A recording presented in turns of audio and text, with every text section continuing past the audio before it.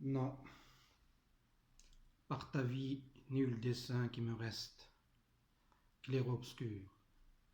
C'est le grand jour, non la nuit, qui pour moi perdure.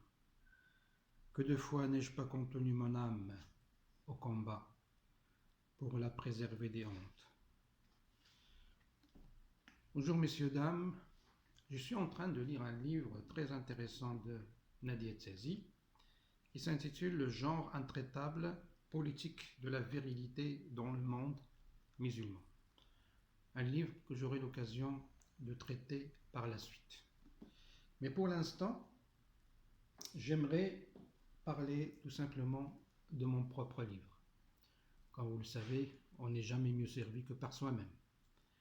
Donc j'ai envie de vous parler de L'amour et paradis, que voici. L'amour et paradis est un livre qui a été publié en France en décembre 2018 chez les éditions du 38. Une édition qui est à la base numérique mais qui fait aussi du papier à la demande. Quelques mois plus tard, il y a eu l'édition marocaine chez Virgule Édition, une belle édition qui se trouve à Tanger. Donc vous avez le choix entre le papier marocain et le papier français. Et bien entendu, pour les amoureux du numérique, ils peuvent toujours télécharger le roman via Internet.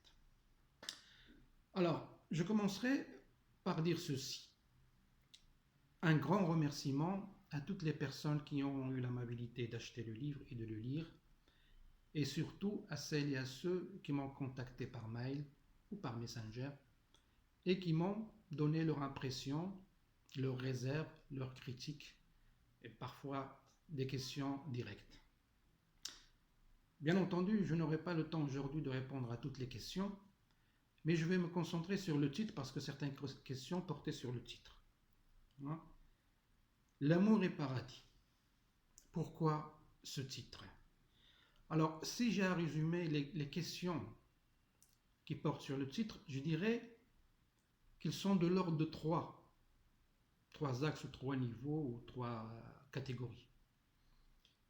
Une catégorie de lecteurs a estimé que le titre n'est pas assez représentatif du contenu.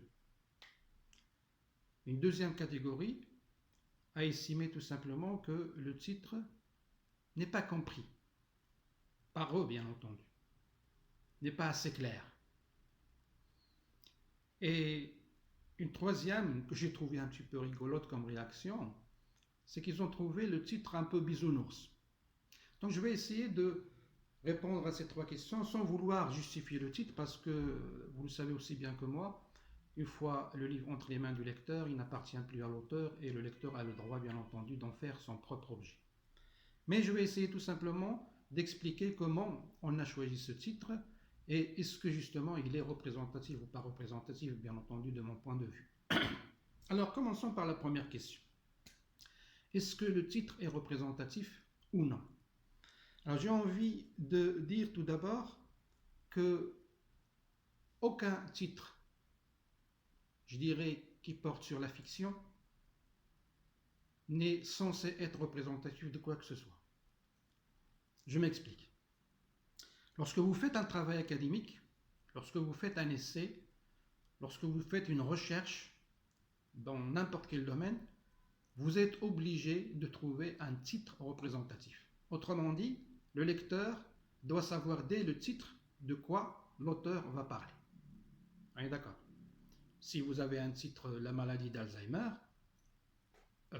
normalement, dans le corps du texte, il doit y avoir pratiquement tout ce qui se rapporte à l'Alzheimer. Si vous avez un titre, je ne sais pas moi, l'économie marocaine en 2018, vous devez avoir à l'intérieur du livre des choses qui traitent de l'économie marocaine, etc., etc. Bon, les titres doivent être représentatifs et précis. Okay. En littérature, dans le domaine de la fiction, il n'est pas du tout obligatoire que le titre soit représentatif.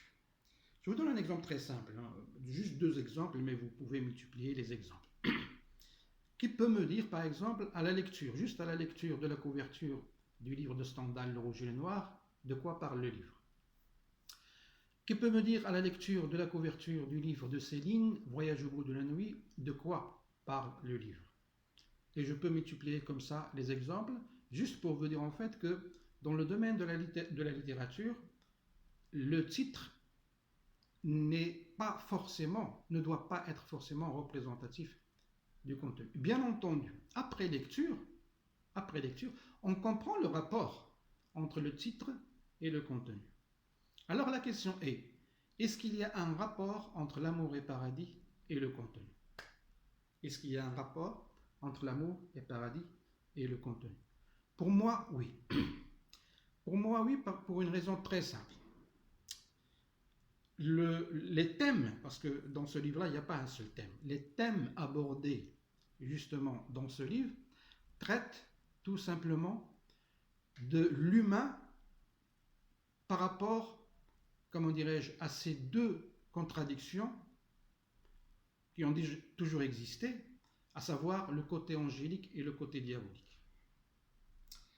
À travers le personnage de Michel Charles, qui est aussi un personnage double, parce que vous l'avez sûrement remarqué, tous les personnages qu'il y a dans L'amour et paradis sont des personnages, j'ai envie de dire, paradoxaux, des personnages contradictoires.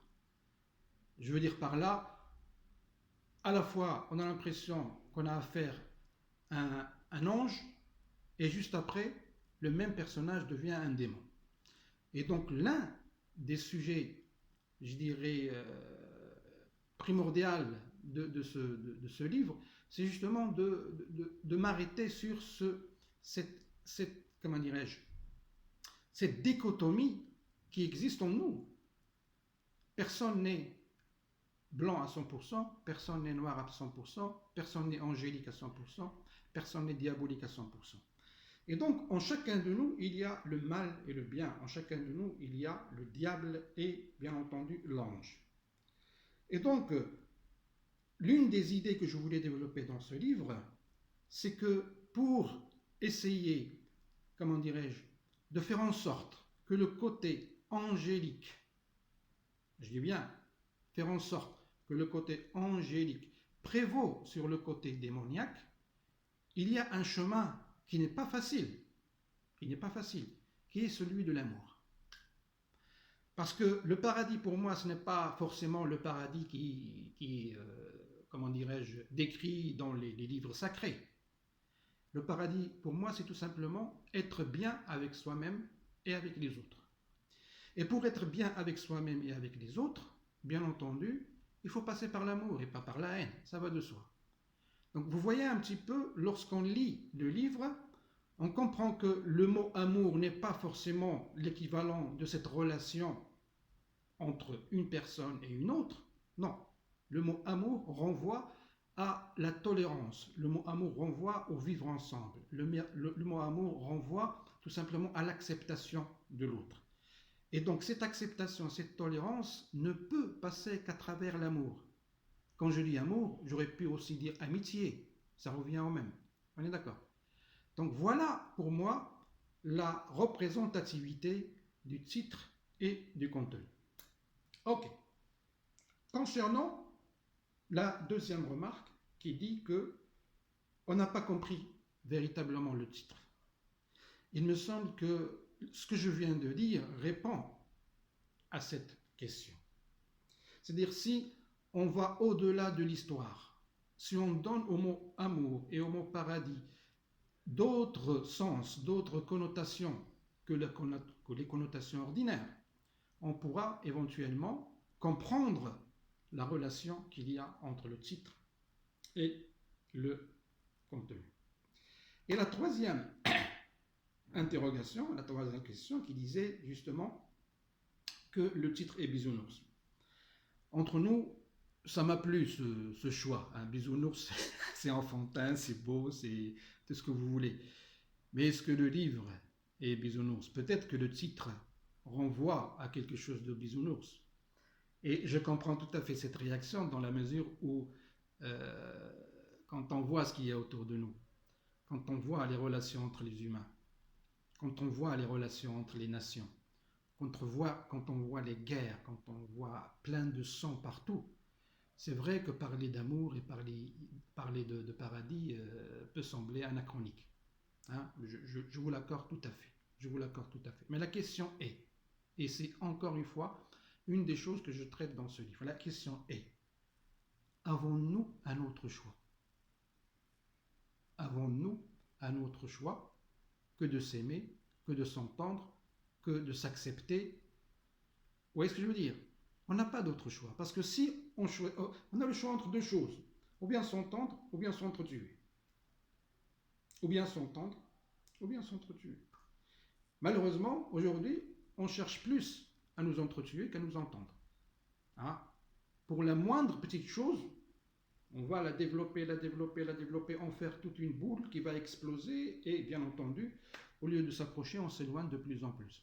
Donc, j'accepte ce qualificatif de bisounours, je l'accepte, mais à condition que ça soit dans le sens de, pour reprendre un message chrétien, aimez-vous les uns les autres. Aimez-vous les uns les autres. De n'importe quelle façon. De n'importe quelle façon. Si vous n'avez pas la possibilité de vous aimer, ne vous haïssez pas. Voilà, de façon très rapide, voilà mes réponses à moi, justement, à ces trois questions. Maintenant, je